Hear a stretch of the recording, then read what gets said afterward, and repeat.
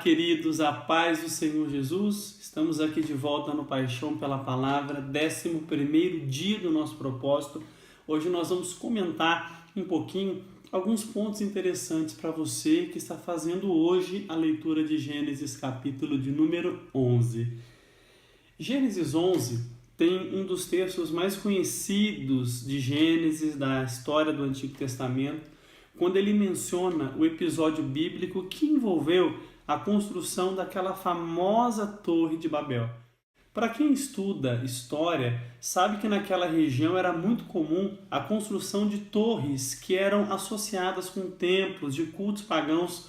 Elas eram chamadas de zigurates, pareciam montanhas, mas elas na verdade eram torres que tinham a finalidade de fazer a religação das pessoas com o divino, com o céu.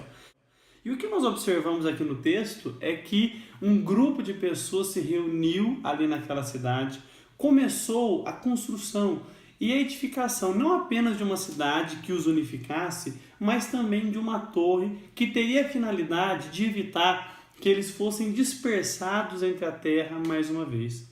Aqui nós vamos fazer algumas observações. Primeiro, é que o propósito da construção dessa cidade e dessa torre era obviamente um desafio, uma disputa com a ação soberana de Deus. O que eles queriam era evitar a dispersão.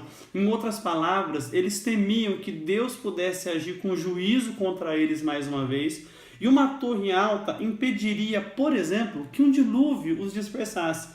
Então você perceba como que essa sociedade que foi se constituindo no mundo pós-dilúvio, ela mantinha uma inclinação natural a resistir à soberania de Deus. Perceba que aqueles valores que são tão característicos da raça humana, dessa raça decaída da qual nós fazemos parte, que é a glória humana, que é a glória pessoal, continuavam vivas, continuavam evidentes. Então observe que esse episódio chamou a atenção de Deus. Numa forma muito interessante, o autor bíblico ele fala que Deus desceu para analisar que tipo de trabalho eles estavam fazendo ali, e Deus chegou numa conclusão. A conclusão de Deus foi de que se eles permanecessem naquele intento, eles já não poderiam mais ser impedidos e nenhum propósito que eles firmassem em seu coração. Então Deus realiza ali um evento sobrenatural e Deus confunde a linguagem de todos eles. Eles já não conseguiam entender a língua um do outro. E isso ocasionou a dispersão deles por toda a terra, levando realmente essas nações de línguas agora distintas para todos os cantos da terra, para que então essa civilização se estabelecesse no globo e Deus então pudesse continuar com os seus propósitos soberanos. Então esse é um ponto interessante.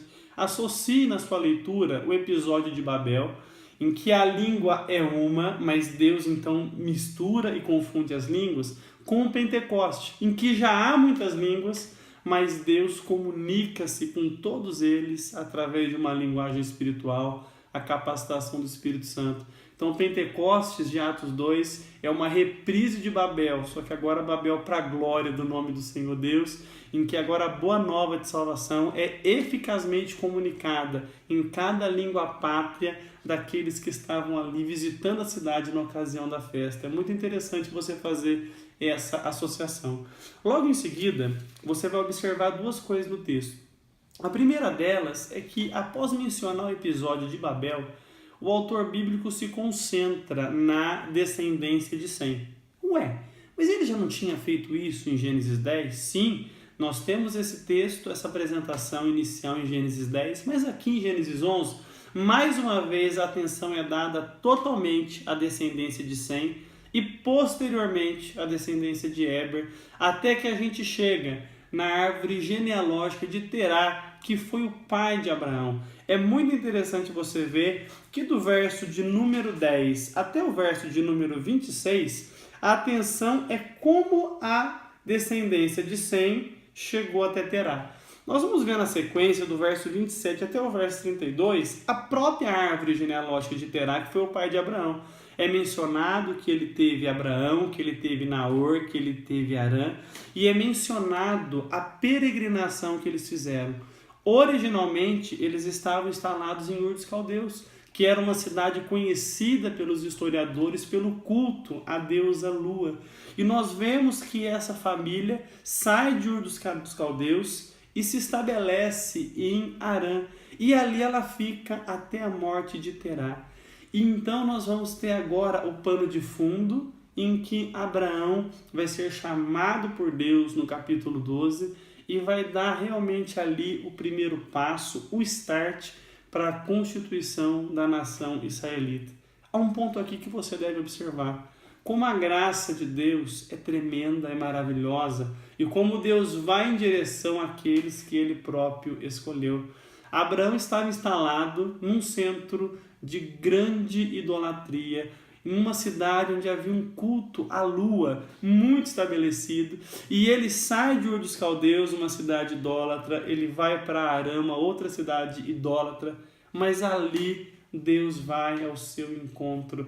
Então Deus não escolhe ninguém pelo mérito, Deus não escolhe as pessoas por aquilo que elas fazem, mas por um amor incondicional, um amor insondável, um amor inexplicável. Deus tem escolhido pessoas para os seus propósitos, Deus tem escolhido um povo para ser seu, Deus tem escolhido pessoas pela sua graça seletiva, para que desse modo Ele cumpra os seus propósitos redentores nesse mundo. Quero agradecer a sua companhia aqui no canal Paixão pela Palavra. Cada dia que passa, mais pessoas estão se unindo conosco nesse propósito, e eu agradeço a Deus por poder estar envolvido nisso e por poder envolver você também nesse grande movimento que o Espírito Santo está fazendo em toda a nossa nação. Peço que você curta o vídeo, se inscreva no nosso canal e curta também a nossa página no Facebook. Eu sou Sérgio Fernandes, sou seu irmão em Cristo e eu estou na jornada.